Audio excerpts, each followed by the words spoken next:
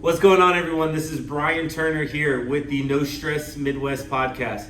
We're wrapping up season 7. The theme for this season has been professional athletes, what it takes to get there, but what it takes to stay there.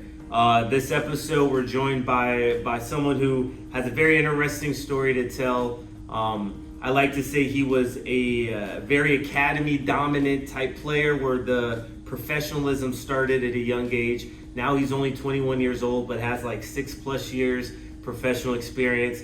I'd like to welcome Tyler Freeman. How's it going, man? Good, how are you? Doing good, Tyler. So I talked about it. Academy kid, you've been playing in a proper environment for a while.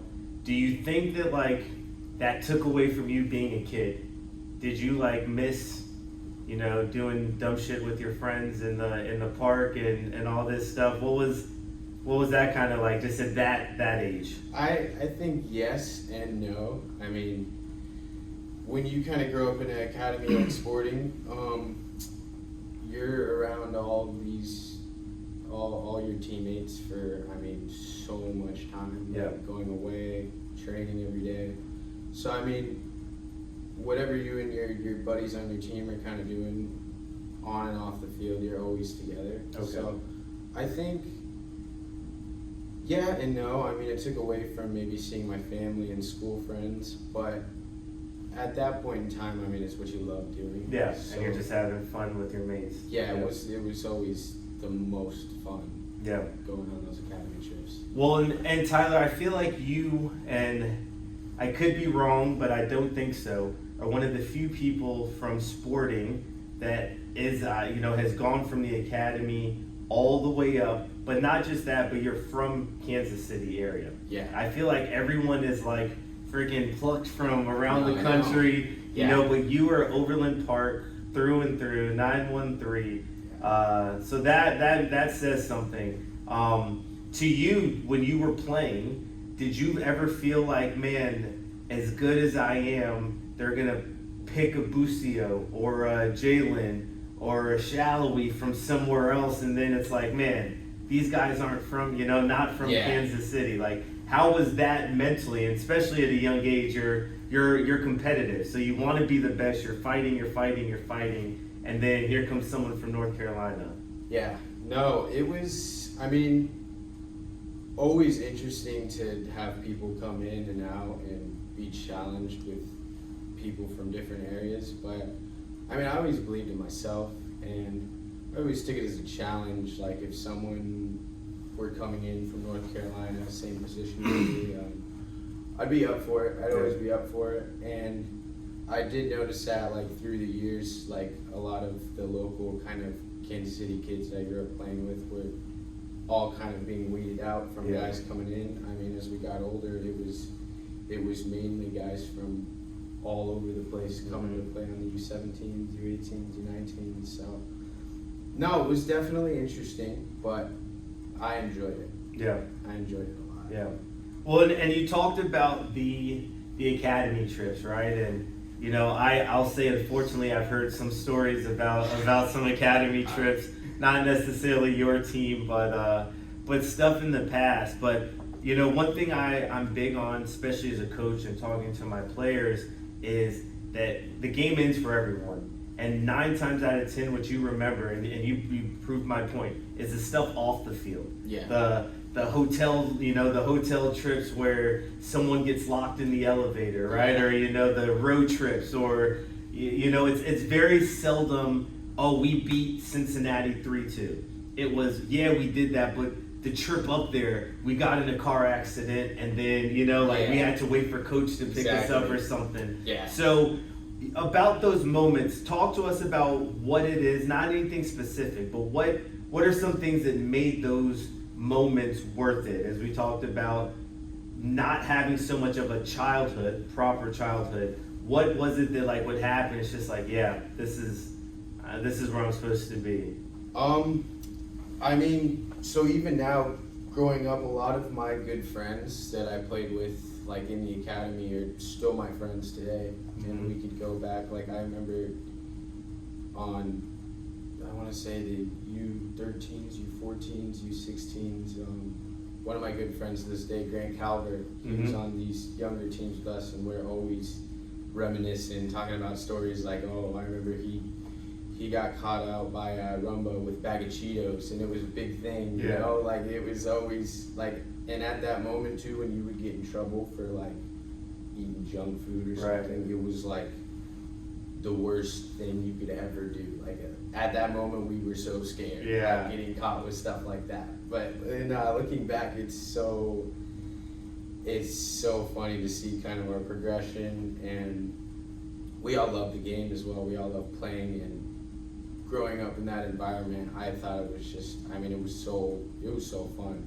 Yeah, well, and I know you're the professional sports world, and even the academy world is now turned into a professional sports world where you got a guy in your academy one year, the next year he's somewhere else, or you know, you're playing in one locker room one year, the next year in another locker room. Yeah. So like you have buddies, Wilson Harris is another one who you played academy with. Yeah. He's a podcast guest this season. Brooks Thompson, guy who's balling in the League One now, just was playing in the championship this weekend. With Spokane. So, you know, seeing stuff like that, how cool is it to know, like, we've been playing together since, you know, we were kids, and, you know, did you know that you would be at the professional world looking back and saying, hey, I'm only 21 and I'm still ready to go? Yeah. No, I mean, I definitely never would have expected, I mean, all of us to kind of come up together and go on these different journeys, these different paths.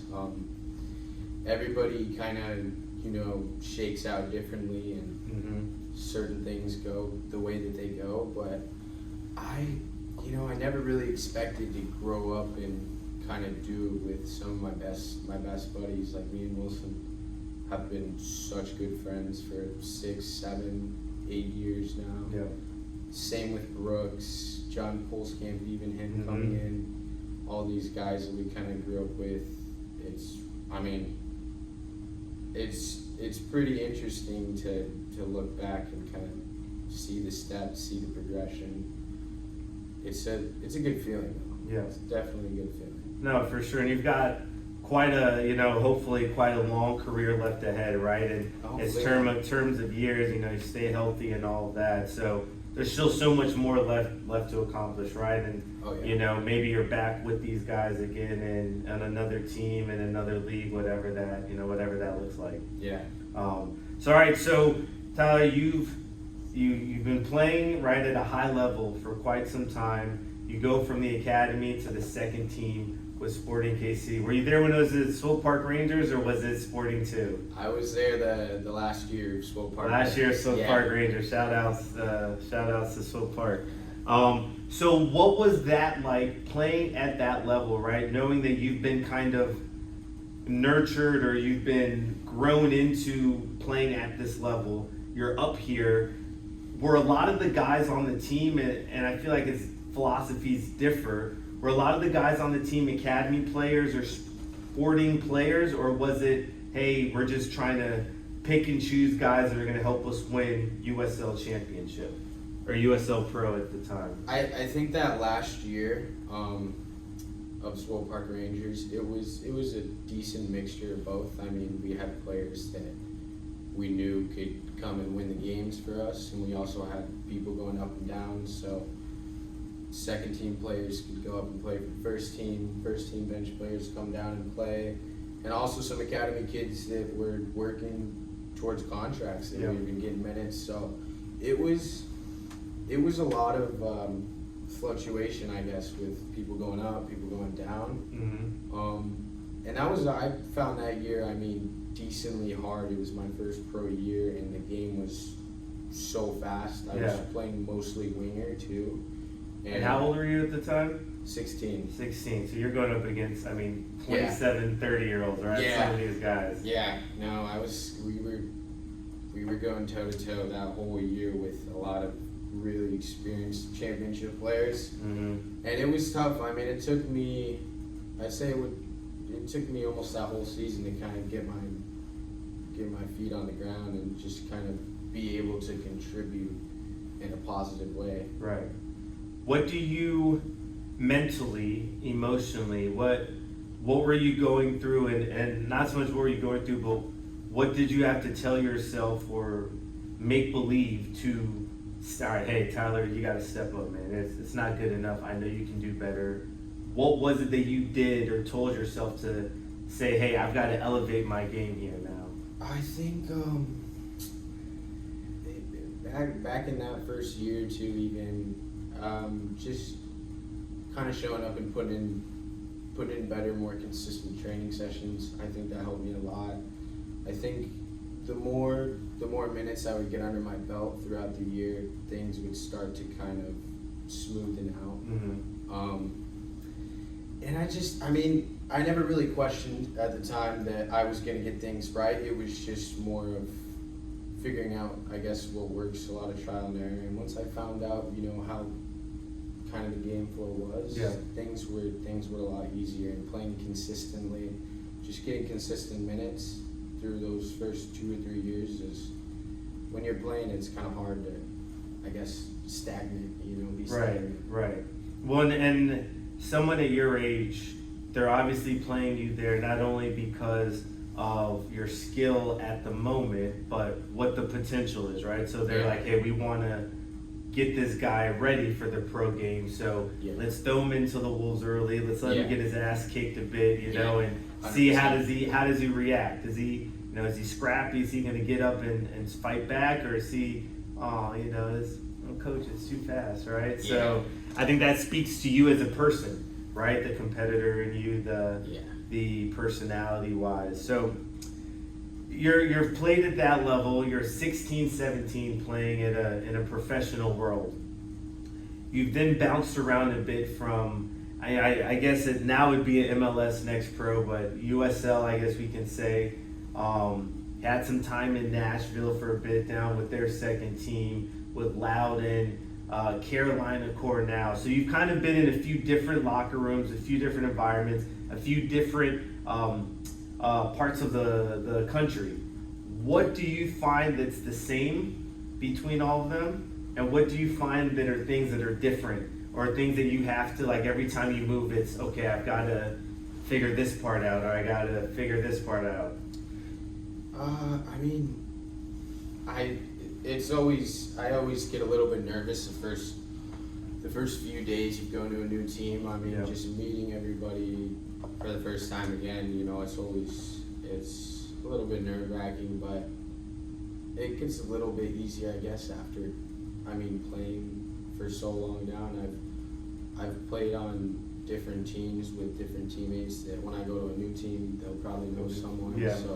Soccer world is pretty small, and it has been nice to kind of,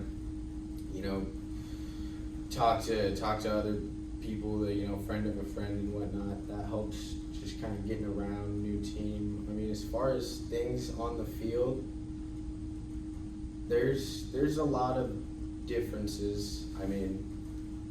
I wouldn't say there's not one right way of, coaching, playing, running a training session. So it's been good to just kind of see how different teams work, how different coaches think.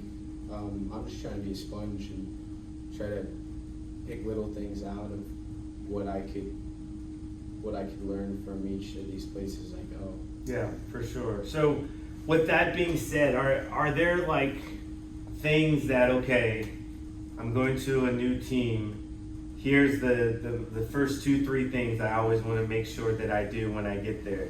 Or does it vary based on every team that you've been through? And I give you the example for me. Anytime I go to a new club or I'm in an environment, in a professional rank, I always try to make friends with the kit guy and the chef, because I like free stuff and I like free food. So those are things that, like, okay, I'm gonna go here. Maybe I'm gonna go to the veteran and try to let him know, hey, I'm happy to be here. What are some things I need to know as a newcomer?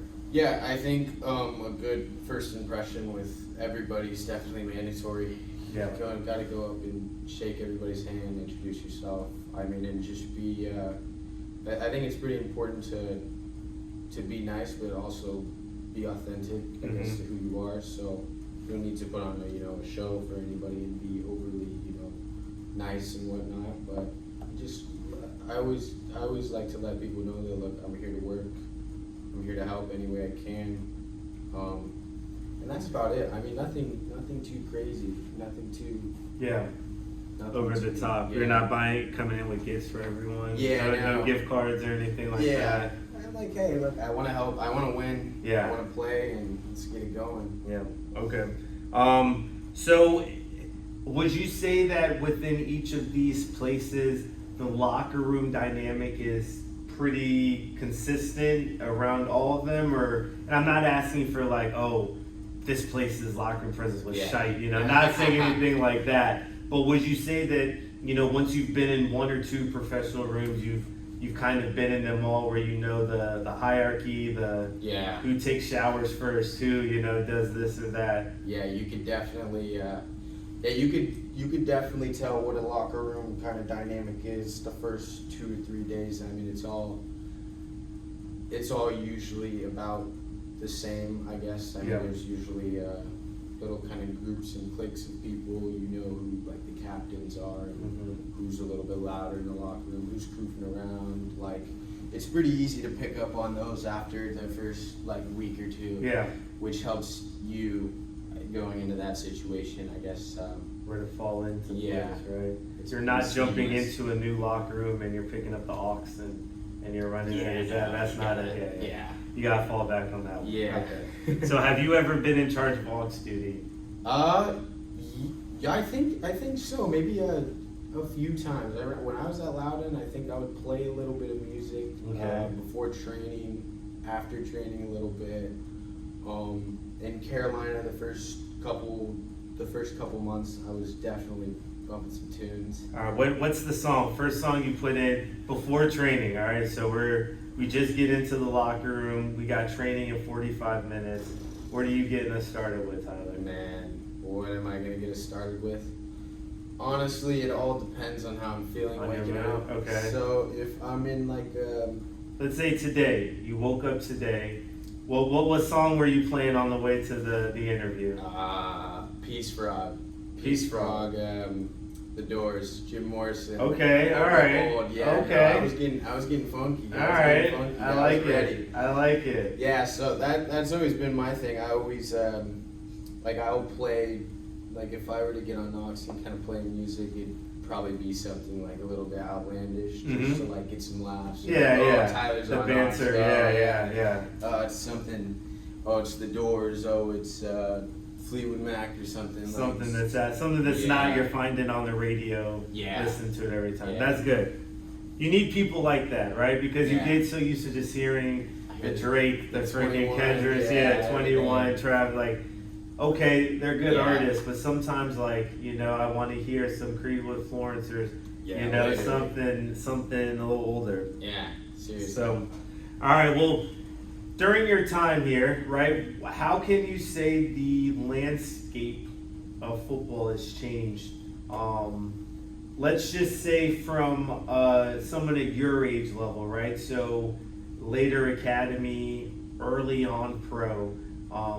You've been in it for quite a bit. So let's just say from maybe your later days as an academy player to now. How has that landscape changed with American football, with the academy, with the professional game, MLS, USL, however you want to look at it? Oh man, I think the kids are getting better. The kids are really good now. There were some young players that I played with in the Carolina core that I hadn't really heard of, and I haven't heard of them playing in a big academy.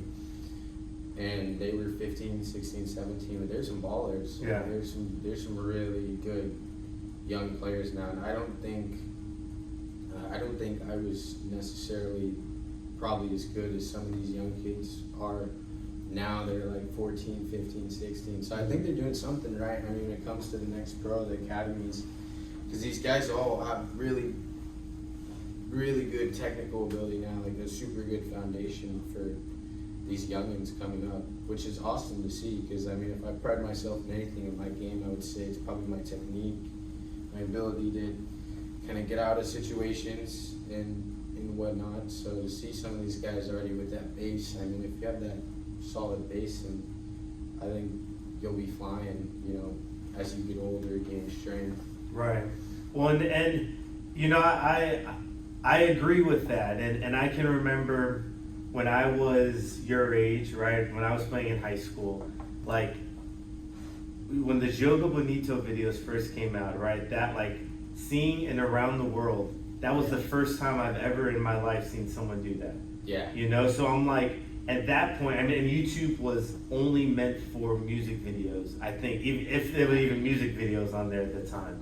So I feel like as technology has come along, you can like open up your phone and I can open up my Instagram feed, and in 2 minutes, I'll see some guy in East Bumfuck, Germany, doing a double, triple around the world, like doing crazy. Something crazy, right? With like gutted ball, gutted shoes. Yeah. And it's like, that wasn't there, you know, when I was growing up. Yeah. When you were growing up, yes, it was there, but I'm sure like now it's even more there, you know? Yeah.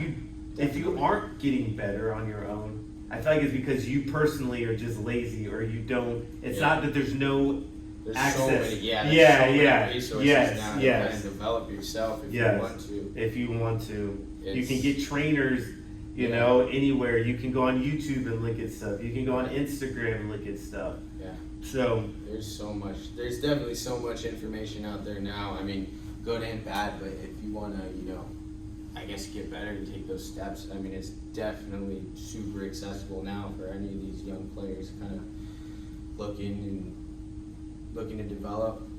It's just, it's there for you, right? Yeah.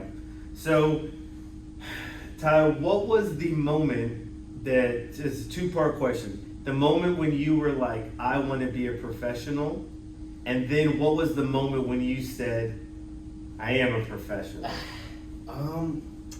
The moment I wanted to be a professional, I think it was probably going to maybe my first KC Wizards game. I remember, so I had I could probably send a picture of it to you, but I had this Freeman 23 little KC Wizards jersey I still have in my closet, and I would rock that all the time. And I would probably go to the first Wizards game. I was like, okay, I mean, I always loved soccer, even when I was a little boy, so I mean, I knew that's what I wanted to do for sure. And then finally, I remember when they kind of brought me in here, and Peter was like, "We're gonna offer you a professional contract." I mean, it was a greatest feeling ever for sure. When and how old were you? 15 at that time. Yeah. So. And then the next year, I got the Freeman 2-3 actual sporting jersey, which was super. It was super cool. Yeah. No, it was definitely an experience for sure. And then my first, I'd say when it really hit me was maybe after, I think the first Swole Park Rangers year, when we play in these away games in the USL and playing against fans, getting chirped, stuff like that. That's when I knew. I was like, oh yeah, like I'm actually here. Yeah, someone's saying my name. They're looking on the number 23 Freeman. Hey, Tyler Freeman, you suck. Yeah, you know. Yeah, that's cool. So with that call here at Sporting, right, Peter? I don't know him well, but I do know him some. Yeah. I don't picture him being a very emotional, like nurturing in that kind of way. So. You signed the contract, right? Was it like, hey, congrats, Tyler, we're going to look forward to having you, and then boom, picture, we pieced out? Was it something a little more, like, I know you were in the academy some, so I'm sure that wasn't your first conversation with him. Yeah. No, I mean, I wouldn't say we probably only had a handful of conversations, to be honest, while I was there at Sporting, but no, I mean, it was pretty much like, yeah, we're going to offer you a contract, whatever, and that's how it happened. And he was like, congrats, and then I ended up I was injured around that time when I signed, so I was just doing rehab. I couldn't train or anything like that, and then finally in that first preseason, and when I was 16, when like actually like playing in the games and stuff, that was those were my first interactions with him. Okay. And it's coaching and all that stuff. Yeah. So, okay, what would you say with being a professional athlete now? It takes a lot, right? Obviously, it takes a lot out of you physically. Yeah. But the emotional, mental part is something that's there as well. How would you say you balance all of that stuff and kind of even going back into your career, being able or playing on so many different teams, right? Having to move to all these different parts. Yeah. How does that stuff weigh on you? How do you continue to every season, okay, here, I got to give it my all. Here we go, back to it. Year 7, year 8, year 9. No, I mean it's something, the mental side of it. I mean, it's honestly probably the most important part of it. Like you need to find a way to have yourself feel good and be able to show up and really enjoy what you do. And I mean, it's an everyday battle for sure. I mean, some days you feel really good, you're motivated. Other days, I mean, you don't want to do anything. You just want to lay in bed and not want to have to get up and train. But going through, I mean, it's been an interesting ride for me. I mean, I've been up and then I've been down and then up and then kind of down again. So, I mean, how I look at it is, look, I've been through some hard times as a pro so far. I mean, when I got released from sporting, I didn't really know what was coming, and then I got back up again, had a good year of outing. So it's like to be able to do that and handle that. I was 18, 19 when that happened. That, I mean, I'll be able to do anything. I mean, it kind of comes my way. Yep. But you just gotta really, I mean, you gotta believe in yourself. You gotta take the time to kind of learn what you're made of. And I have a really good support system with my friends that I talk to every day. They kind of keep you grounded. My family's always there if I want to chat. So, yeah, I mean, it's so important, and it's something that I'm always trying to be better at. But we're getting there. Yeah, for sure.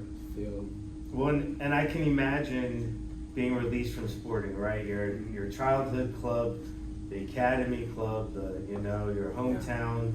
I know that wasn't easy, but I also feel to a point, if you're going to be a professional in any sport, as a player, as a coach, those two, maybe front office, GM position, something like that, you've got to get used, I'm not going to say get used to it, but you got to get fired, and you got to know what that feels like, and you got to know, like, okay, the world isn't over, this happens to everyone, but it's always the first firing that, like, you have to be like, what the heck? My first coaching job, as a head coach, I was let go of, and for something that I put so much into and so much of my emotion and time and all that, to see you can get released and hey, the next day they move on. Right? It puts, I think, an emphasis for you to be like, okay, hey, they don't care. I got to keep a mindset where this is part of it.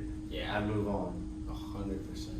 And they say you're not a pro until you get fired the first time. Hey. So, I know. You got that out the way at 18, before 21, man. Before you could buy a drink, you already had that out the way. Yeah, it was a good, I guess, I took it as motivation. I mean, I kind of saw the writing on the wall a little bit. I mean, I thought I could contribute for the first team, and I wasn't really getting a fair shot. And maybe they did me a favor in a way, because I mean, it would have been, at that time, playing as an attacking mid or winger on that team, they had two arguably best players in the league. I mean, they had Gotti, Kinda, Allen, all these guys, Johnny, Daniel on the wing. Like, I mean, what can you do?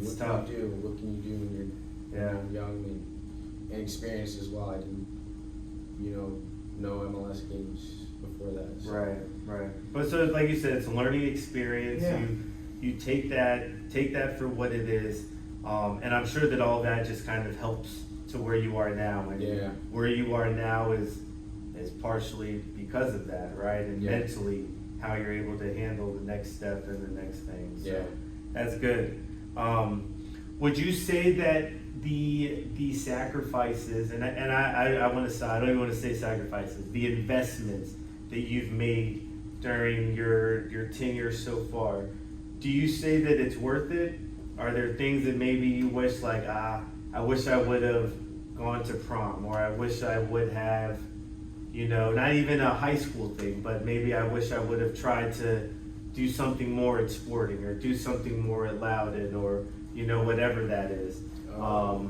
Yeah, anything like that you think back on? Think back on? I mean,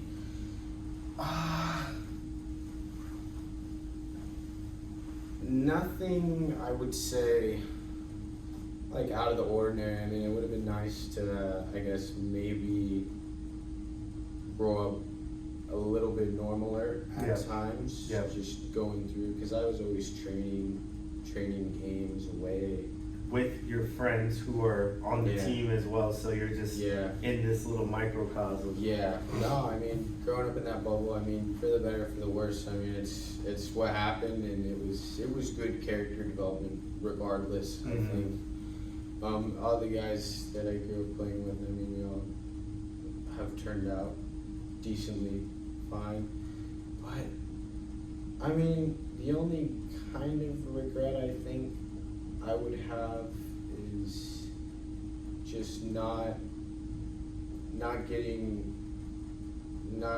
having your emotions go up and down so much when things happen. Trying to be more stoic and be a rock a little bit, because when I used to deal with adversity when I was, I was young at the time, but like that 18, 19. And you're still young, and you're young. still very young. Yeah. But like dealing with adversity, I wasn't always great at it. Like if I didn't play in a game, or if I wasn't starting in a game, like it honestly felt like the end of the world. Right. So just keeping my emotions in check, I guess. And that's tough, right? Like as you're growing, and once again, I put the emphasis, you're still growing, right? Yeah. So like, I'm 35, and I'm still don't have my emotions like all the way in hand. And I can say, if I'm coaching and I hear someone chirp anything, or someone says shut up, that, I mean, it takes a lot for me to have to, okay, they're in the sideline, right? They're in the bench, or they're in the stands. Screw them, right? Or you try talking to a ref, coach, shut up. Boom. I'll tell you what, quickest way to piss me off, stuff like that. So I'm 35, I still don't have it there. You being 16, 17, 18, 19, and you're dealing with arguably bigger things than most 16, 17, 18, 19-year-olds are dealing with. No, it's a tough thing, but I think the biggest step forward is recognizing that is something that has been an inhibitor of mine, something I'm conscious of that I need to try to improve in. So are you going to doing anything to help with that? Do you have your buddies just yelling you suck in your ear all the time, and you just dealing with it? How are we getting better with that, or is it just a time thing? I think over time I've just been more consistent in everything I do, so I have a pretty kind of clear picture of where I want to go, where I want to be, where I see myself in a few years, and I just being consistent and showing up every day and doing the best I can. And I feel like things will fall into place. If we just keep doing the right things consistently. It, What is it, Tyler, that away from football, what do you enjoy doing the most? Are you a sneakerhead? Are you a fashion guy? Are you a gamer? I'm Legos personally. I'll build the shit out of some Legos. I've seen that. I've seen you run the Legos. Yeah. What are you doing outside of football that's just fun?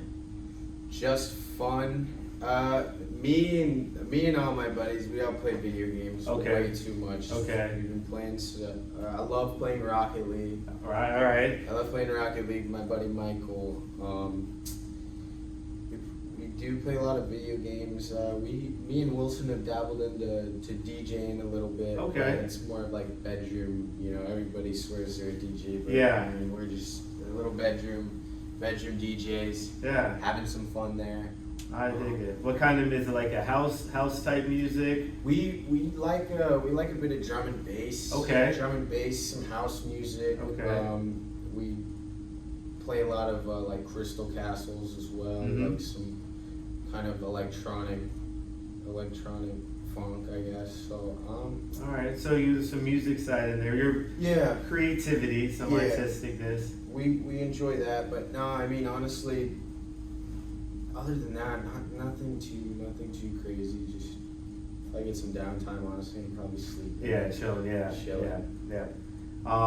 No, I feel like I was an engineer and coaching was my like the hobby. I did that on the Yeah. side, right? And I was telling someone now it's turned into my full-on profession. So to lose a hobby to like now a profession, Yeah. right? It's kind of weird because what I enjoy doing for fun is like on a Saturday morning watching the Premier League. Yeah. But like that's kind of part of my job, but it's enjoyable. Yeah. You know, so I know. I put the Legos in there as well to help me kind of take a step Yeah. away. It's hard to get away from it sometimes. Yeah. For sure. No, definitely. I do the same. I'm like, oh, I have a game today, but Real Madrid's playing right before, and I'm Right. like, I gotta just as see- locked yep. into their game Yep. as I'm supposed to. I'm like, I have my own game. Exactly.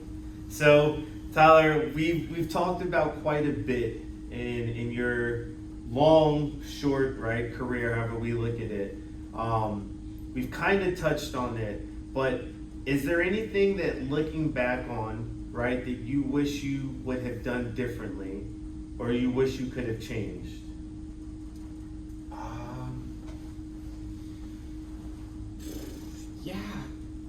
Yeah and no. I mean, I think it is hindsight's 2020. You know, for and sure. like some of the things that I've done in the past that weren't in my best interest. I think you learn from them, and I've learned the hard way sometimes with mistakes I've made, but a big regret that I have. Or just maybe something you would have done differently. You don't necessarily have to regret it, Yeah. but Done differently.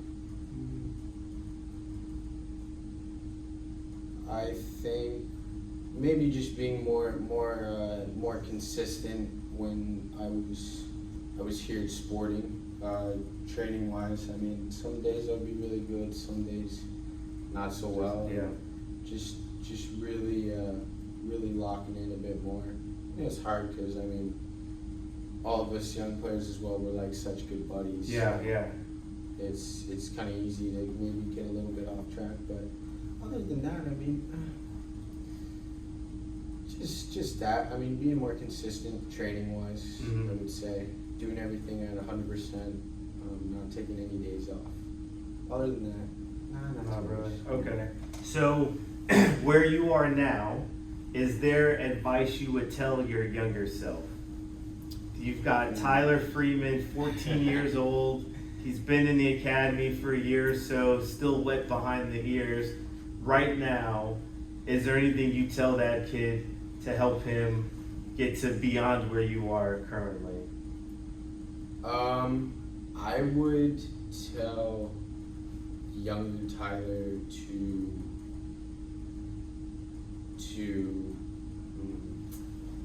I think I would tell him to just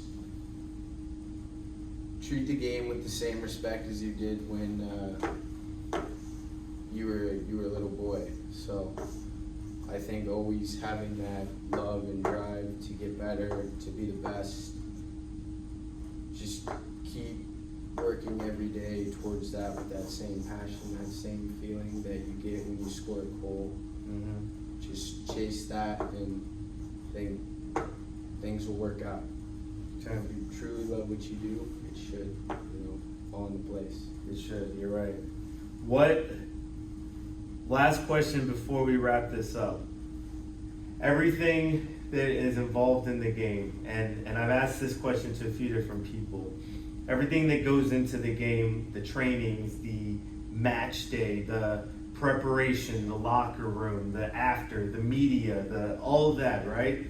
What is the one or two reasons why you keep coming back and why you keep going and putting your body on the line and doing this? It could be the money. I'm assuming it's not the money Nah. for you. But what's the most enjoyable thing about the game for you? I think it's the feeling I get when I'm out there and in flow. When you're out there competing against guys, it's almost like a animalistic mentality. You're fighting for everything. You just want to beat the guy on the other side of the field, and I think nothing ever, I feel like, comes close to the feeling that brings me. Yeah. When I'm in the zone and when I'm competing and have the ball at my feet, there's nothing else I want to be doing. So I'm always chasing that in-game feeling. Yeah. That competing against someone. It's there's nothing quite like it. So that's what always brings me back. And just a game day build up, like, when you're walking into the stadium before a game, you got headphones on in the zone. It's a real feeling. It feels real. Yeah. It feels authentic, and that always keeps me going. I love it. When I was a player scoring goals, I tell people, like, it's addicting. Yeah. And I had a coach tell me this. He was a forward as well, and he was like, 3 reasons why I picked up being a forward: the goals, glory, and the girls. If you get the first 2, like, the third one comes easy. Yeah, the third one inevitable. And I just remember hearing that at like 10, and I was like, this guy's the coolest person I've ever. Seriously. Like, I just want to score. And that feeling, like, as a player, I just was constantly chasing. It was just chasing. If I didn't score, I don't care if it was like a 3v3 grandma pickup game. Yeah. Like, I need to put the ball in the back of the net. Yeah. And now I'm not scoring, but the feeling of like a late minute game winner. You know what I mean? Yeah. Like, or you got a stingy 1-0 win away.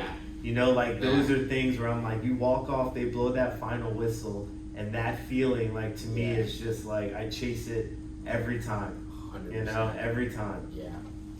So, all right, Tyler, man, that's kind of all I've got here for you. Yeah. Is there anything that you want to say to wrap up the podcast, to end it? You want to plug somebody, whatever that is, before we end this? Shout out to all the boys back home, I guess. Shout out to Michael Orschelin. Hope he's doing all right. Shout out Brooks. Shout out Wilson. Shout out John. Grady Calves. That's about it. Thank you for having me. No, I really for sure. enjoyed it. For sure, man. Thank you for being on. For those listening, this was Tyler Freeman again. What a great young history and background he's got so far. 21 still, so we will be seeing him hopefully for years and years to come. For those on the No Stress Midwest podcast, thank you for listening to another episode, and we will chat with you the next time.